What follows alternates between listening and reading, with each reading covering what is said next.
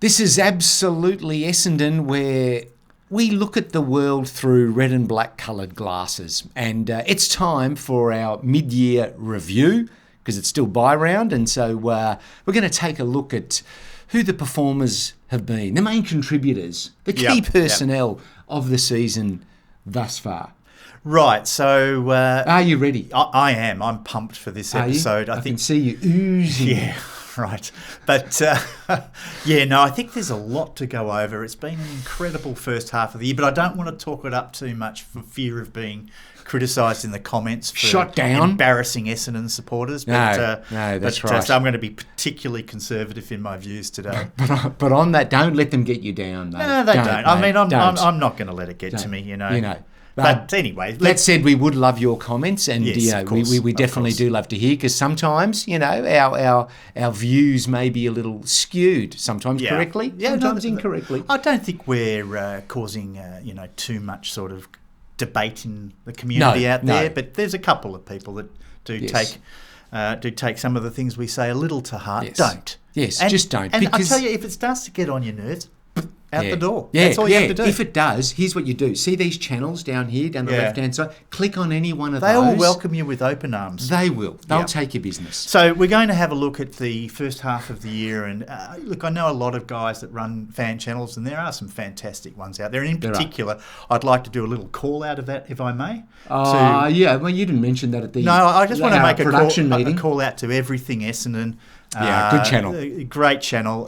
He does a brilliant job in breaking down weekly game performance and reviews. Great on the detail. And he's done a fantastic mid-year report card for the player performances. So please check out Everything Essendon. We'll leave a link in the comments below.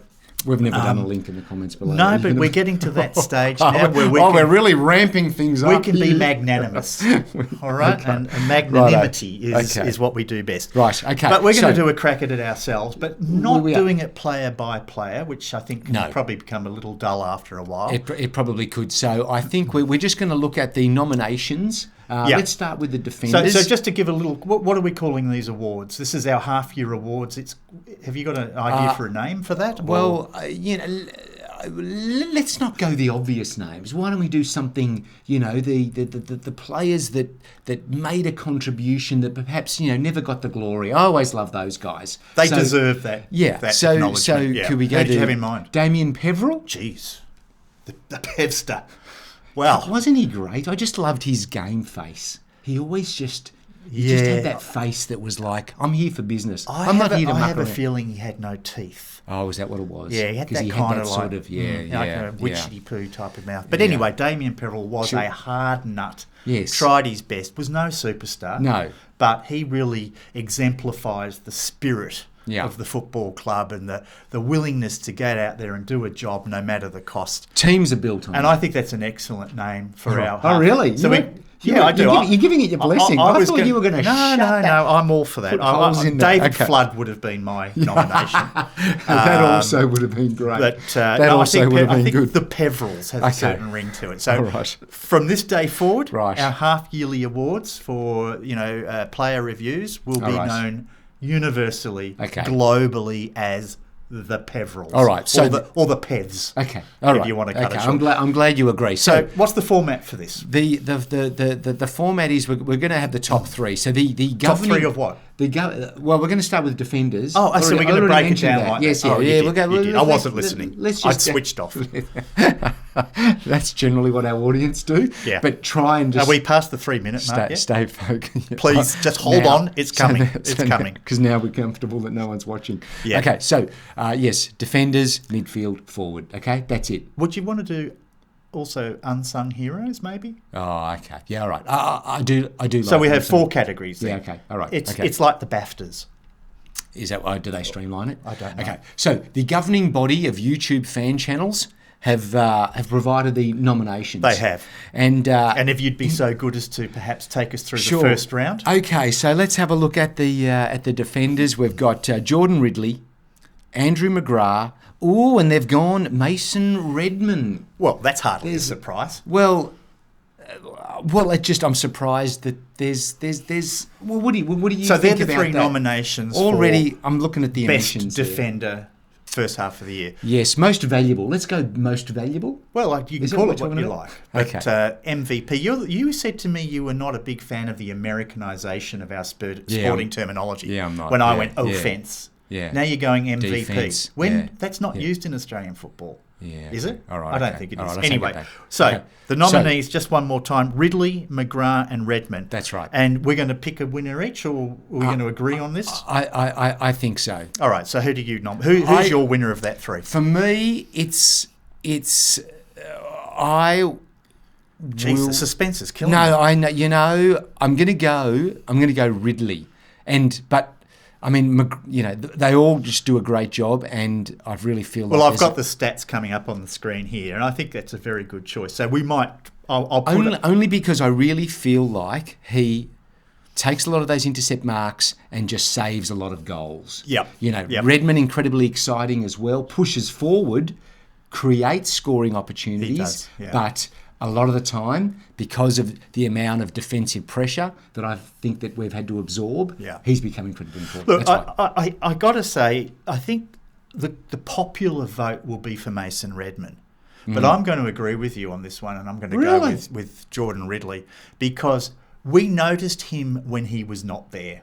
Yeah. When he was out for that 2 or 3 weeks with the concussion. That's a good metric. He noticed when he was vastly... greatly missed. And I think Redmond's been fantastic this year. And amazing. God knows we want him to sign machine, on. But I think just for pure talent, pure reliability, and really holding together our defence throughout the season, King Jordan of Ridley gets my vote as well. So we're in agreement. All right, okay. Well, it's rare that we're in agreement, but okay. All right, moving right along. Very good. Let's go on to the mid. Do you want to cover the Shall I do this one? Midfield? All right, thank you. I'm very honoured. Yes. It's so this is for the best midfielder in the first half of the season, and again, the nominations come from the Academy of Football Channel, YouTube Football Channel, Fan Channel Academy, governing whatever body. It's called. Yes.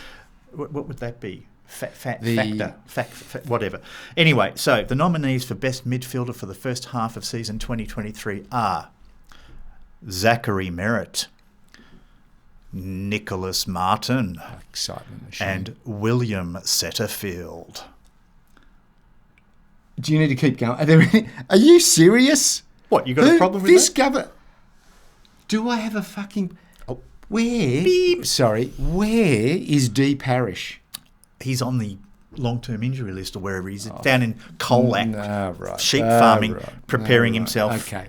He's being fitted out for a Geelong football jumper as we speak. I think it's time to ditch the governing body already, because I can see what's happened here. This is a classic case of absence makes the heart go wander, because he's missing for a couple of weeks. Okay. Missing for a couple of weeks, and it's all like, he doesn't feature. That is...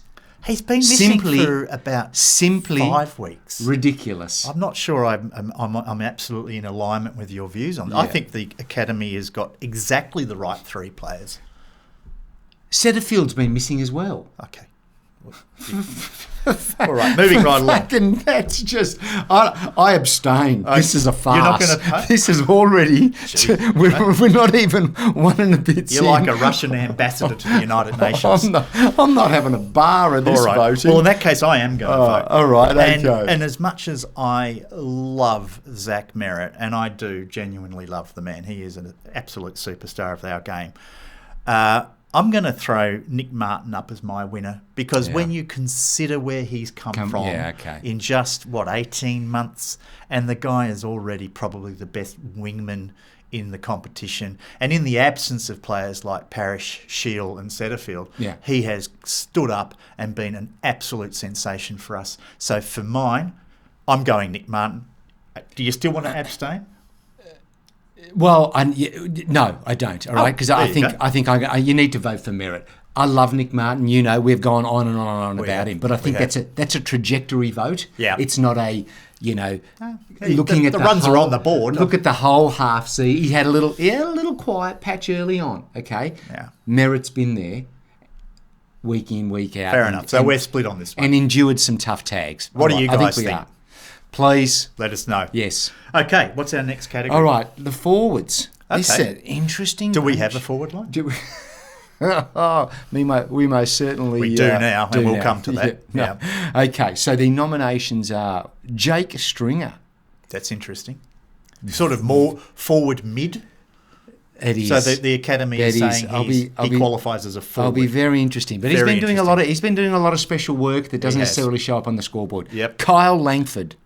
Of course, yeah, goes without saying. Archie, is he a defender or a forward? Well, there's another good point. Archie GQ Perkins. The governing body's also put in the GQ. Excuse me while I start getting a little hot under the collar. He's got a lot of lady folk that I know. I swear to God. Follow him. He was taking photos socials. Out at the hangar. They had their thing on last Saturday. Right. If you're watching this in 3 years, you won't know what I'm talking about. If you're watching this in 3 years, you need help. Right. But yeah, he was out taking photos, the snap and sign session at the hangar, and by God, the line of women, and a few guys, to be fair, wanting to get a picture with Archie. I mean, there was Massimo, and he had his nonna there, and then there was Archie, and there was about 300 people. So, in terms of phone numbers received, was it between 0 and 50 or 50 to 200? All I can say, there was a few hardball gets. All right, okay. So moving right along. So no. So that's. So we got. Hang on, I'm just moving the mouse here. Yes. Sorry, Jake Stringer, Kyle Langford, and Archie GQ Perkins. Yes. All right. The winner is, in your opinion, I would say from that. Because Jake just Stringer, open the envelope. Will you? All right. Okay. The winner is Langford. Kyle Langford, ladies and gentlemen. And you know what? I'm in full agreement. Really? I am. I know you wanted conflict on this. No, I do. But let's be honest, it's pretty hard to go past without me looking like a total dick. It's just his versatility is He's amazing. been amazing. Yeah. Amazing. I mean, the guy's gone from absolute, I used to call him Kyle Langwood, because he was a bit too laid back for my liking. Right. But he has become an elite AFL footballer. Yes. And, I mean, is there anyone more reliable on that team at the moment when taking a shot in front of goals? Yeah. I don't think so. Yes. No. And the moment with the Collingwood supporter on Anzac Day where he chucked the ball over the fence at him and Kyle banged it through. Yeah, he did. That was because that was pressure. That was pressure. Clutch. Big national audience, and he and he pulled that off. And for that moment alone, he gets the nod, I think. Just sticking it up that Collingwood do you supporter. ever play the game when an Essendon player is kicking for goal, if my life depended on it? Yeah. Do I want him taking it? Do you ever play that game? No, I played never. that a lot. Not once. A lot. I do the chewy on the boot thing, but but not on an Essendon. But that's boring because you can only use that twice a game. year. Once a game, I mean? max. Yeah, you can't. The gods, the ones up there. Yeah, they do. All right. Congratulations, Kyle. Yes, well done. What does he get for this, by the way? Oh man, a free subscription to this channel for the next. Wow. I think a few players are regretting their poor form in the first half of the season. They would be. Okay, now our final award. All right. So let's do the unsung heroes. The nominations are... This is again from the Academy? Or is this from someone else who's probably a little more down in the dumps and wants to nominate people like themselves, all right, heroes? So where would they be from? Where would... I don't know. Nowhere? We don't know? No, let's just move on with it. Okay, all right, okay. Jai Caldwell. Unsung? The guy's a champion. Yeah, I'll get to that. My God. Sam the Bull Durham. Fair enough. I suppose he deserves more credit. Brandon Zerk Thatcher. Yes, I think Caldwell? Durham, yep. Zerk Thatcher. Thatcher. BZT. My issue with Caldwell, I think he is still unsung. He does a lot of the dirty, roll your sleeves up grunt work. Yeah. It just, may not make the highlight reels, that get bandied around and the Titanic soundtrack on them, but true. He gets us into the games. Titanic makes everything look better, doesn't it? It does. So I think that's why he's an unsung hero. That's fair enough. And Sammy Durham.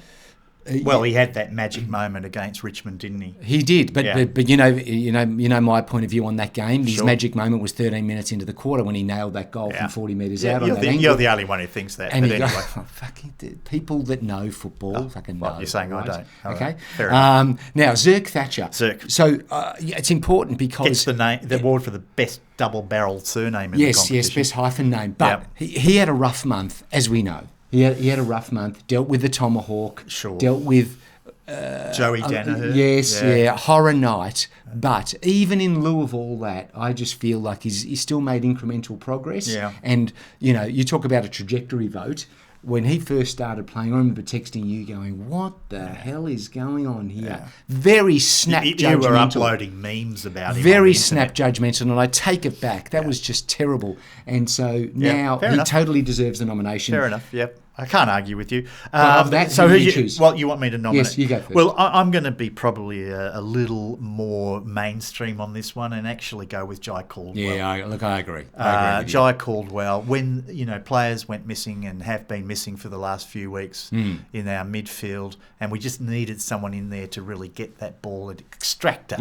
Yeah. And he's been amazing. And look, the thing is, to be honest, he might be pushed back to the forward line or somewhere with the return of Shields, Setterfield, and Parrish. So what a selection dilemma our coaching panel have coming up. So we've stepped up, filled that role, and just as I said, done the hard work.